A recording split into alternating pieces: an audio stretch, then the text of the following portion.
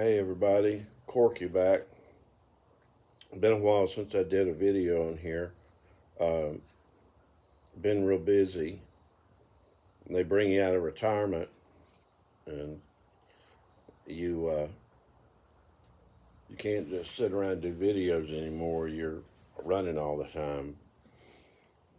So back in August, I started teaching instrumental music at middle school here in Alabama. So I wanted to talk about the journey to where I am in my work. Uh, Maybe it'll help somebody who's trying to find a path. Uh, some of my musician friends and some of my ministry friends uh, was when I first was invited to uh, start a music program among adults with intellectual disabilities in Cleveland, Tennessee, back about 2006. Okay, and I would do this full time to 2014, so it was a period of 8 years. I was also a supervisor uh, at the center, uh, administrate over group homes and supported living homes, and then the day program that we had. So when I first started doing this, I'd never done anything except uh, worship music in church and rock and roll bands, blues bands throughout my time. So when I found out I was going to be starting a kind of a music therapy type program, uh, I started visiting different music therapy programs throughout the United States. I visited them in Tennessee, visited them in South Dakota, uh, visited them in Virginia, Georgia, and looking at different models and how music therapists would work among different special needs populations. And I was already in my doctoral program at Fuller in California, so I was not wanting really to shift horses in midstream as far as my studies were concerned. Didn't think I was going to go after a board certified music therapy degree or anything like that. Although I did seriously entertain that. So as I went and visited these different music therapists, I noticed that they were kind of a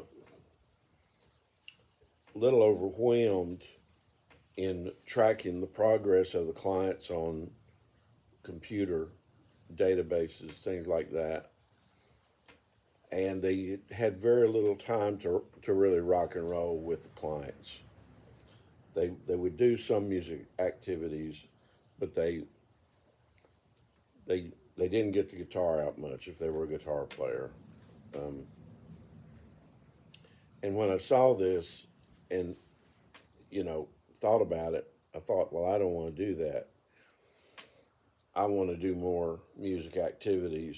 So for the duration of my time as I was working with special needs, I was referring to what I did as music services and not music therapy, because it would have been uh, illegal for me to claim to be a music therapist if I wasn't board certified. So I did continue to be a member of the Music Therapy Association and attended the meetings, um, different cities, Cleveland, Ohio, different cities, and I would look at the different music activities that they used, and I got ideas for activities. So start doing that because music, it provides for a large range of human need uh, just through the participation in music. And I also found that doing it in groups socially rather than individually was the most effective. And consequently, I've done a number of videos on here about social music. Um, Also, during this time, as I was spending a lot of time in the Indian country, uh, reservations and the like, uh, I got invited to do music in a couple of different contexts, which I really enjoyed. I enjoyed doing the music with the adults with intellectual disabilities, but they, I got to Sioux Falls, South Dakota, because I was going to be staying there a while, and uh, this woman took me to a rock and roll academy in Sioux Falls that was started by Alice Cooper, and it was kind of built under the philosophy of Alice Cooper and the way that he runs his teen centers. You know, if you're going to join a gang, join a band, and they would give free guitars to the kids that wanted to learn guitar, and then as long as they attended the lessons were free, and they provided transportation to and from the uh, the music academy. So I taught at that one. Brent was called Brennan's because a man named Brennan ran it. Brennan's Rock and Roll Academy in Sioux Falls, South Dakota. I taught there a year, and I really had a good success. Maintained a waiting list of students of like 15 or 20, and if they didn't attend, if they missed like 3 lessons, then we'd go on to the next. So, and my classroom and my gear and all were provided by Gene Simmons and Kiss, and it was all decorated with Kiss stuff. I had a Kiss pinball machine outside my classroom. So this was a very good experience for me. I found that, and I did a summer camp there where I integrated the Remo uh, rhythm, uh, health rhythms, the drum circles that I was trained and certified in under Remo Drum Company. And so I had a good experience there. Then I was invited to be a musician in residence at uh, Catholic High School in on the Rosebud Reservation, and that was a good experience I had. So teaching young people uh, became something that I did, um, and so as I as time went on, and I ended up here in Alabama. As soon as I got here, of course, I was teaching agricultural studies because that's what my degree is in, Doctor of Missiology. Teaching intercultural studies, still very interested in ethnomusicology, stuff like that. I just started doing it out of my home here, having guitar players gather on Tuesday nights, and had some success with young people learning to play guitar and mandolin through these gatherings of people. So the whole idea of music activities in groups um, became more and more a part of what I was doing. So do a few individual lessons, still do to more or less fine tune people, helping them get their chops down. Uh,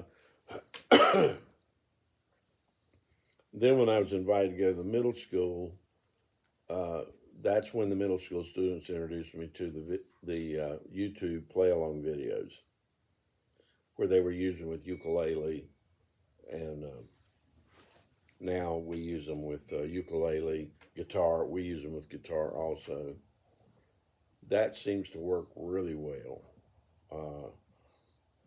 and each video has on the screen the chord changes that are happening in the popular song, and then there's a chart at the top showing the chord fingering. That really has worked well, and I've been real busy doing that. You know, 5 days a week. So I wanted to say that uh, teaching music through activities, literally playing music, seems to be more effective than a more academic approach or a more formal approach. Uh, it hurts your fingers when you first start playing guitar if you're playing steel string, as I do. Now, all my students start out with acoustic steel string, and there's quite a bit of pain. And at my age, uh, there's a lot more pain with arthritis and everything. Uh, so the ukulele program serves as a real kind of successful entry gateway to the guitar. And so having a public uh, free guitar program for kids got attention. Uh, the organization, Free Guitars for Kids, with Ben Dudley, really great guy. Uh, they gave us 8 guitars, and there's a student that has every one of them now playing along, and I'm getting ready to get another shipment. It's kind of important that you have instruments that are playable, because I had some donated from the community, and they were not that in that good a shape, so they were hard to play. Um, that's one reason you want new guitars for your students, because the guitars need to be playable. Uh, so I wanted to kind of update that whole world that's going on there. We've got several gigs that we're playing. Our mandolin group, which is a mandolin ensemble, includes a mandolin, octave mandolin, mandola, and guitar and bass, is going to be playing downtown for the tree lighting. Also, we have a banquet that we're playing at, that we played at last year. This group that the students are being funneled into is called the Hamilton Mandolin Ensemble. And then our drum group, which we've added a flute player to the drum group, is going to be playing before the Madagascar program at the middle school. So lots of that going on, a lot of music going on. Students are enjoying it.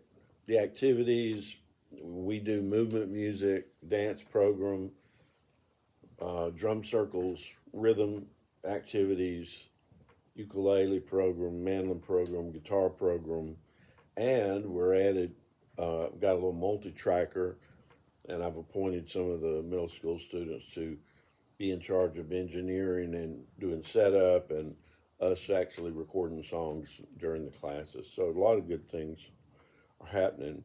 Thank you all for supporting my YouTube channel. I hope that you will click like and subscribe, and I'll be posting different things along the way. It's a Corky saying adios.